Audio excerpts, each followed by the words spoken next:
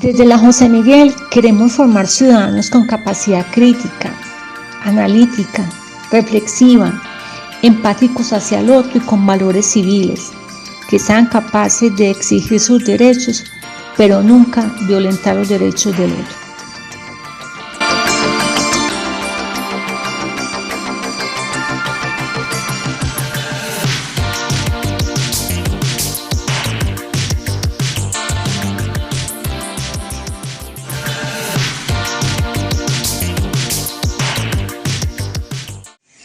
Hola jóvenes, para defender los derechos humanos fundamentales hace falta coraje y determinación. Se refiere a oponerse activamente a la pobreza, la desigualdad, la falta de trabajo, de tierra, de vivienda, de derechos sociales y laborales.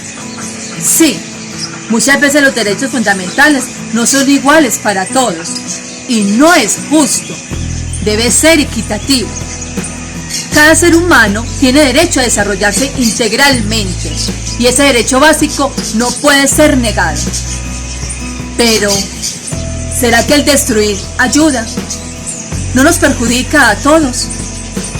El agredir es generar más violencia y que sufran muchas familias. Hay muchas formas de parar, de exigir a favor de la vida, no contra la vida. La situación nos empuja a planear con inteligencia, utilizando la razón. Somos escultores y responsables de nuestros actos, de nuestro entorno, de darle forma a nuestra realidad. Podemos quejarnos, protestar, pero de forma correcta, ser activos en nuestro actuar, mas siempre responsablemente, respetando las normas legales, velando por el cuidado personal y del otro. Recuerden que los derechos propios inician donde terminan los del otro. Es necesario abrir la mente, ser responsables, asertivos. Eres responsable, tú eres importante y hay que saber decidir. Esta herramienta es fundamental, dado que en el uso correcto podemos lograr conquistar grandes desafíos y hallar soluciones a nuestros problemas cotidianos, tanto personales como sociales.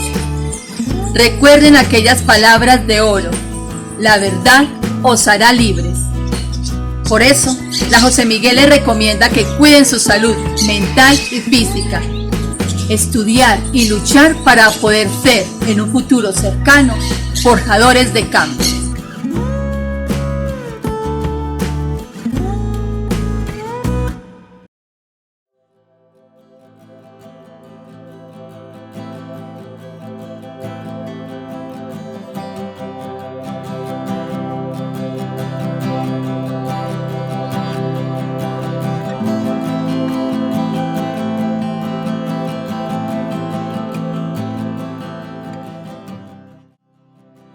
Nuestro país atraviesa por momentos difíciles.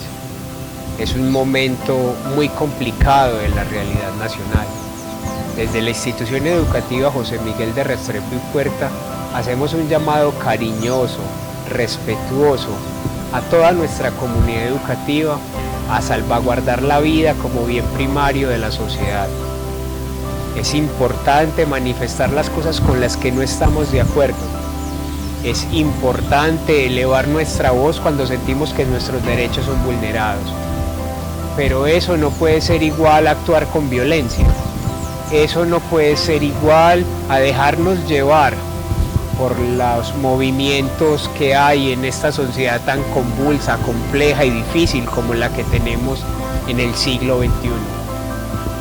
Queremos elevar a nuestra comunidad educativa un llamado muy especial para que mantengamos la calma, mantengamos la tranquilidad, que propiciemos espacios de encuentro, de diálogo, de discernimiento al interior de los diferentes espacios de formación. Queremos que nuestra comunidad educativa esté segura, esté a salvo, mantenga la vida como bien supremo, pero que adicionalmente pueda ir ganando en el pensamiento crítico que tanto hemos tratado de construir a través de nuestro dispositivo pedagógico. Hacemos entonces una reflexión por 3 elementos clave. Primero, el respeto a los derechos humanos. Segundo, la posibilidad de poder participar de los movimientos que nos convocan como ciudadanos. Pero tercero y más importante, es atender a la vida y al respeto por la diferencia como elemento primordial en ese acercamiento y relacionamiento con el otro.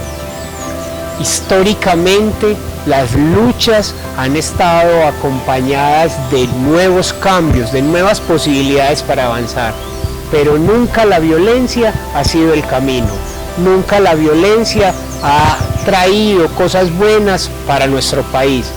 Nuestra institución educativa hace este llamado cariñoso a nuestra comunidad escolar para que en medio de la diferencia busquemos puntos que nos permitan construir juntos, porque yo soy de la José Miguel, la José Miguel es mía.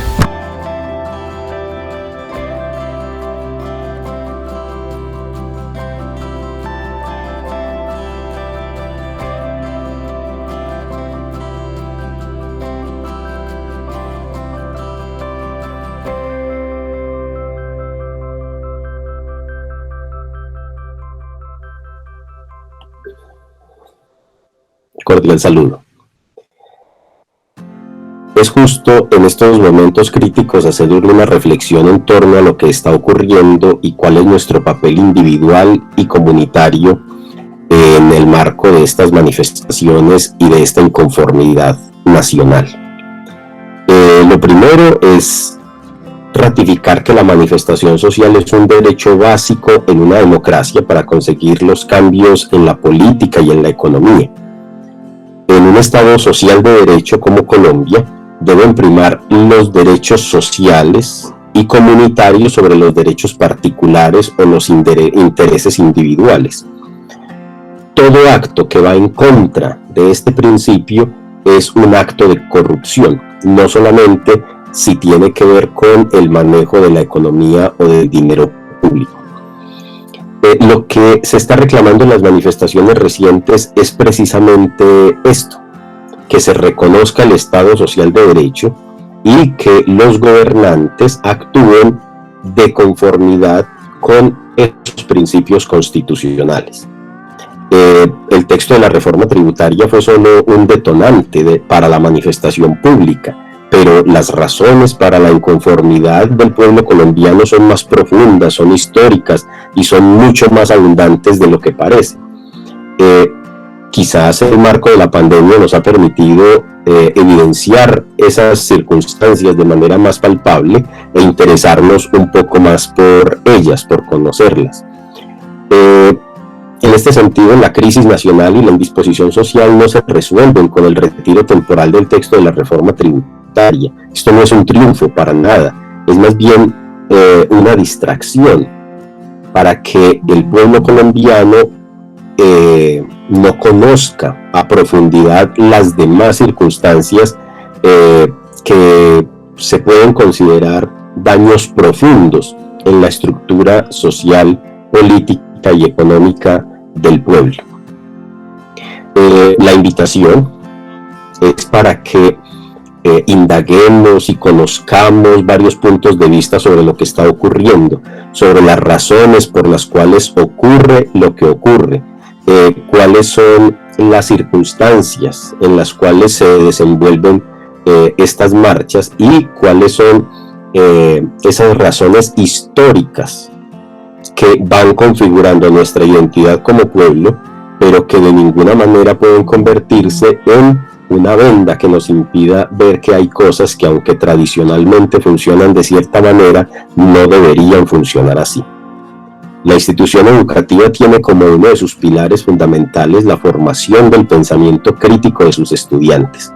En este sentido, esta es una muy buena ocasión para que apliquemos nuestra razonabilidad, nuestra capacidad de análisis, nuestra capacidad argumentativa. En cualquier caso, no es mediante la violencia que logramos la manifestación óptima de la inconformidad, ni en privado, ni en público, ni en la familia, ni en la calle, ni en el colegio. Esto es así porque todo acto de violencia siempre es un detonante de nuevas formas de violencia, de nuevas agresiones, de nuevos atentados contra los derechos humanos. Todo acto de violencia es lesivo y siempre va a dejar víctimas, mientras que la manifestación pacífica y el diálogo nunca dejan víctimas. De hecho, nosotros no nos manifestamos para castigar a quienes podríamos considerar culpables, como si fuéramos jueces, o a quienes representan las instituciones del Estado, como si ellos fueran los que toman las decisiones en el país. Nos manifestamos para que las mismas instituciones se hagan operantes en favor del pueblo y cumplan la función constitucional que les corresponde.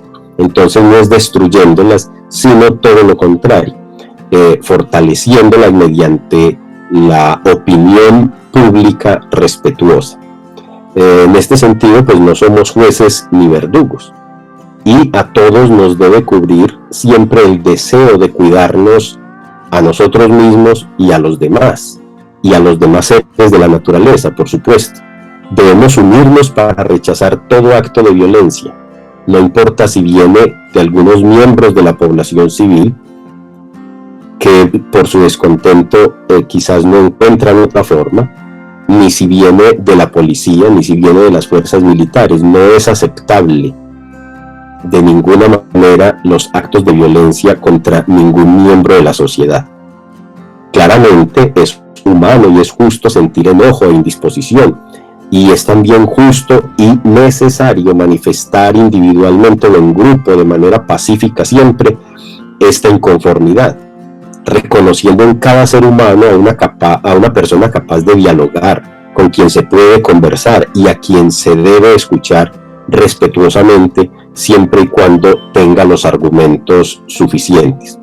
No caigamos en los engaños de los mismos poderosos que incitan la rabia en los ciudadanos para que estos generen ciertos actos de violencia y poder ellos mismos deslegitimar posteriormente las marchas o cualquier otra manifestación social.